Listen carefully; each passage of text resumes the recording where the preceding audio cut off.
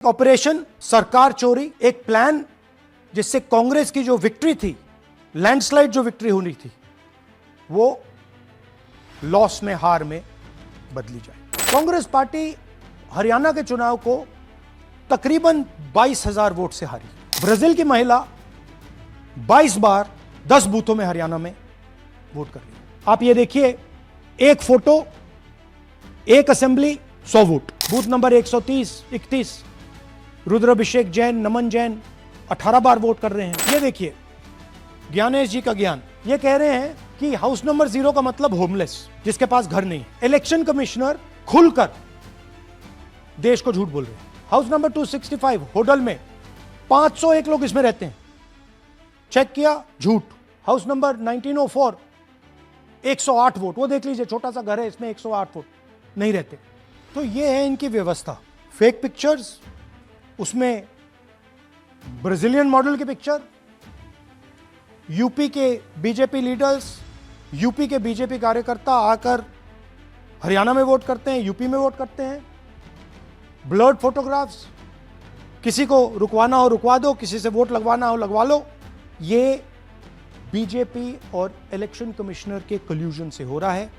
ये election commission के बिना नहीं हो सकता है, ये एक इलेक्शन कमीशन की अथॉरिटी के बिना नहीं किया जा सकता है। इन तीनों ने और नरेंद्र मोदी जी ने और अमित शाह ने मिलकर हिंदुस्तान की डेमोक्रेसी को खत्म कर दिया है। हरियाणा के युवाओं, बिग पिक्चर है कि आपकी सरकार चोरी की गई, चोरी की सरकार है। नमस्कार, द वायर में आपका स्वागत है। मैं हूं आरफा खानम शेरवानी। राजनीति की दुनिया में एक नहीं, आज 2 बम गिरे हैं। एक बम गिरा है न्यूयॉर्क में और एक न्यू दिल्ली में। मैं न्यू दिल्ली की बात जरा सी देर में करती हूँ, पहले न्यूयॉर्क की बात कर लेती हूँ। ज़ोहरान ममदानी नाम के ये व्यक्ति न्यूयॉर्क के मेयर बन गए हैं। ये भारतीय मूल के हैं और धर्म से ये इस्लाम धर्म के मानने वाले हैं, और इसको माना जा रहा है कि पूरी दुनिया में की राजनीति में एक तरह से उथल पुथल मच जाएगी इससे। लेकिन आप सोचिए कि अगर ज़ोहरान ममदानी न्यूयॉर्क में नहीं, न्यू दिल्ली में अगर चुनाव लड़ रहे होते तो ज्ञानेश कुमार जी क्या उनको चुनाव जीतने देते? यही सवाल मैं पूछ रही हूँ कि क्या वो चुनाव जीतते? 50% से ज़्यादा जिन लोगों ने वोट दिया उनको, क्या वो वोट वहीं पड़ते जहां लोग डालना चाहते थे, या फिर ममदानी की जमानत जब्त करा देते ज्ञानेश कुमार जी? जो आरोप लगा रहे हैं राहुल गांधी का जो एच बॉम्ब है, जो हाइड्रोजन बॉम्ब की उन्होंने बात की, वो हरियाणा का बम निकला। और इतना बड़ा आरोप ये लग रहा है फिलहाल कि मैं कहूँगी कि दुनिया के सबसे बड़े लोकतंत्र की नींव, बुनियाद हिला देने के लिए पूरे तरीके से काफ़ी है। राहुल गांधी ये कह रहे हैं कि वोट चोरी होते होते पूरी सरकार चोरी कर ली गई है हरियाणा की। गवाहों, सबूतों की बुनियाद पे, पत्रकार भी वहाँ पर मौजूद थे, किसी एक पत्रकार ने ऐसा कोई सवाल नहीं पूछा जो राहुल गांधी जिसका जवाब न दे पाए हों। इतना कन्विंसिंग आर्ग्यूमेंट, इतना कन्विंसिंग एविडेंस कि वाकई एक तरह से मैं कहूँगी थर्रा गया है पूरा सिस्टम, जिससे सीधे तौर पर वो आरोप लगा रहे हैं कि इलेक्शन कमीशन की मदद से, सीधे मदद से इलेक्शन कमीशन की जो बीजेपी है वो चुनाव जीती है हरियाणा का। कभी सीमा, कभी स्वीटी, तो कभी सरस्वती। लेकिन अच्छी बात क्या है कि ये तीनों एक ही महिला है। महिला भारत की नहीं है, लेकिन फिर भी ये तीनों बीजेपी को वोट डालती हैं। ये राहुल गांधी की ये तस्वीर देखिए जो उन्होंने दिखाई है, वहाँ पर वो पूछ रहे हैं वो ये कौन है। वहाँ पर बैठे हुए पत्रकार सब दंग रह गए जब राहुल गांधी ने बताया कि ये सीमा, स्वीटी, सरस्वती, या जिसको भी कह लें कि रेखा, जया प्रदा, जो भी कुछ हैं, ये सब कुछ एक ही व्यक्ति है, एक ही महिला है। और ये ब्राज़ीलियन मॉडल है, ये भारत की महिला नहीं है, ब्राज़ील की महिला है ये। और 22 बार इस महिला का नाम आता है। ये सीमा, स्वीटी, सरस्वती, ये तीनों एक ही हैं। ये एक तीन नहीं है, ये 22 हैं। और ये 22 की 22 आप वोट डालती हैं हरियाणा में, और एक ही व्यक्ति है ये। सबसे ज़्यादा हैरान और चौंकाने वाली बात यह है कि सिर्फ एक ही ऐसा केस नहीं है। एक में राहुल गांधी बताते हैं कि 100 बार से ज़्यादा, यानी ये अपनी तस्वीर देखिए, आपके 100 बार से ज़्यादा यहाँ वोट डल रहे हैं, और उसके अलावा 200 बार से भी ज़्यादा वोट डल रहे हैं। अलग अलग केसेस में 100 वोटर आईडी है एक व्यक्ति के पास, और दूसरे के पास 223 बार इसी वोटर आईडी से वोट डाला जा रहा है। इलेक्शन कमीशन के पास बहुत ही एक फुल प्रूफ मैकेनिज्म है। इलेक्शन कमीशन अभी से नहीं, 75 साल से ज़्यादा हो गए इस लोकतंत्र में कि इलेक्शन कमीशन वोट डलवा रहा है, चुनाव करा रहा है भारत में। लेकिन उसके पास ये मैकेनिज्म है कि वो बहुत आसानी से ये जो डुप्लीकेट वोटर्स हैं, अगर ये मान लें कि ये मासूमियत से जोड़े गए हैं, ये किसी साजिश के तहत जोड़े नहीं गए हैं, ये एक पॉलिटिकल पार्टी को चुनाव जिताने के लिए जोड़े नहीं गए हैं, तो सीधे तौर पर इस डुप्लीकेट वोट्स को हटा सकता है इलेक्शन कमीशन। उसके पास सीधा सीधा तरीका है।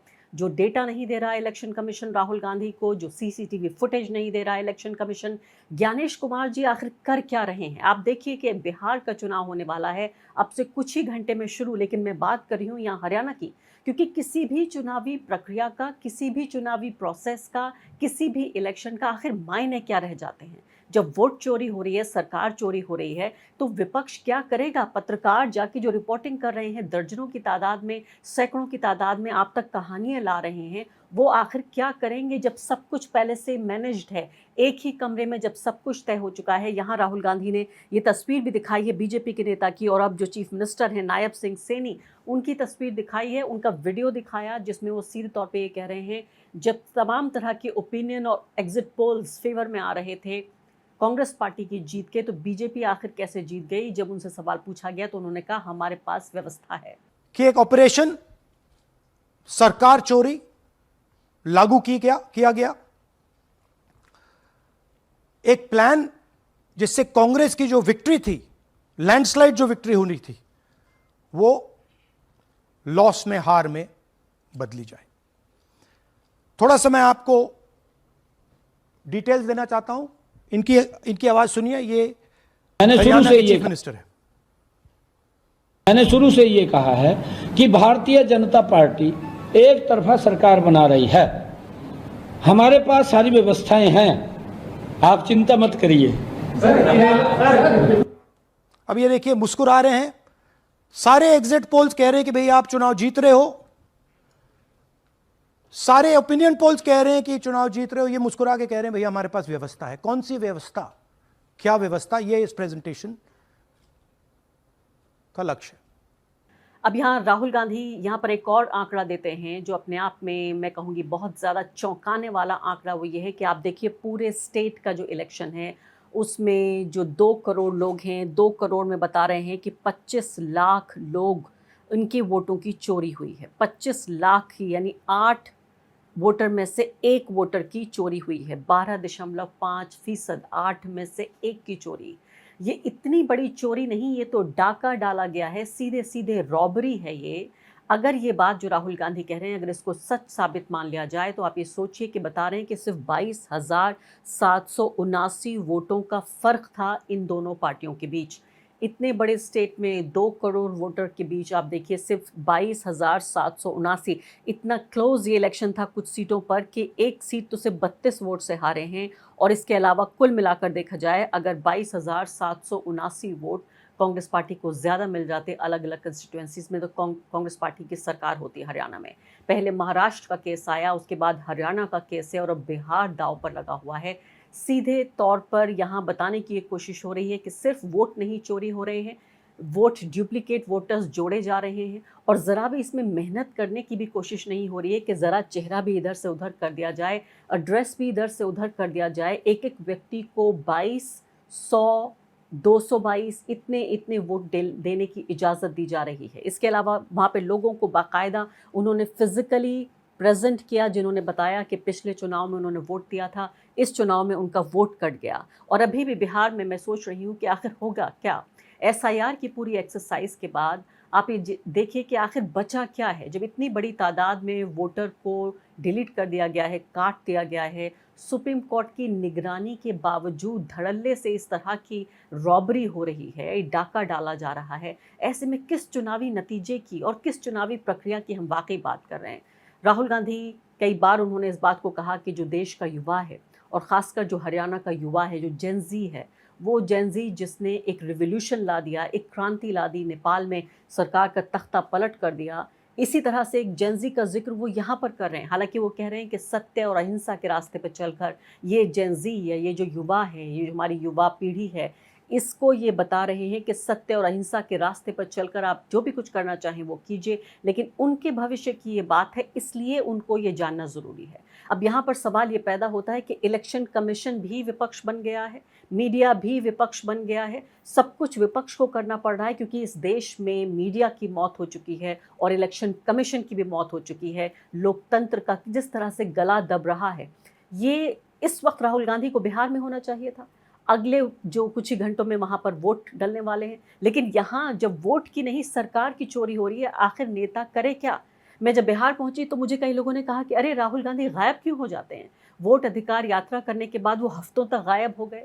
वो गायब नहीं हुए, वो ये कर रहे थे राहुल गांधी, जो आपकी स्क्रीन पर आप देख रहे हैं, वो इसकी तैयारी कर रहे थे, इस प्रेजेंटेशन की तैयारी कर रहे थे। 1 घंटे लगभग 15 मिनट चला ये पूरा प्रेजेंटेशन, जिसमें अंग्रेजी में पहले उन्होंने तमाम बातचीत की, उसके बाद उन्होंने हिंदी में उस सबको एक्सप्लेन किया, ताकि इस तरह की एक शक्ल में और प्रेजेंटेशन भी तमाम पत्रकारों को दे दिया, ताकि इस तरह की शक्ल और सूरत में दिया जा सके जहां ऐसा ना लगे कि कोई एकेडमिक पेपर पढ़ने की ज़रूरत है। यानी बिल्कुल आसान शब्दों में पत्रकारों को समझ में आए, आसान शब्दों में आम जनता को समझ में आए। अब यहाँ जो ज़ीरो एड्रेस की बात हो रही है कि ज़ीरो एड्रेस किसका होता है? ज़ीरो घर का नंबर, हाउस नंबर ज़ीरो।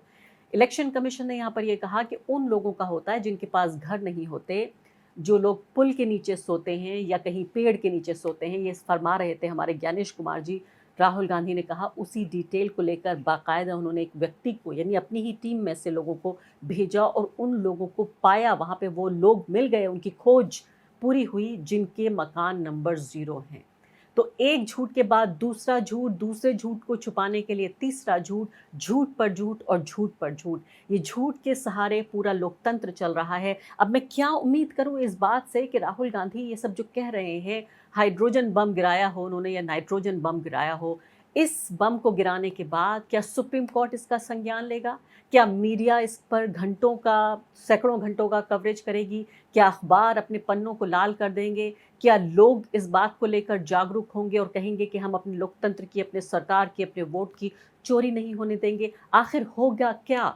एक विपक्ष के नेता के तौर पर राहुल गांधी अपना फ़र्ज़ अदा कर रहे हैं, लेकिन इस देश को तो वे अपना फ़र्ज़ अदा करना है। इस देश के जो बाकी अंग हैं, मीडिया है, कोर्ट है, विपक्ष की बाकी पार्टियां हैं, वो सब क्या कर रही हैं? क्या हाथ पर हाथ रखे बैठी हैं? द वायर के और वीडियोस देखने के लिए सब्सक्राइब करें और बेल आइकन पर क्लिक करें। स्वतंत्र पत्रकारिता की आर्थिक मदद करने के लिए डिस्क्रिप्शन में दिए गए लिंक पर जाएं और अपनी राशि चुनें।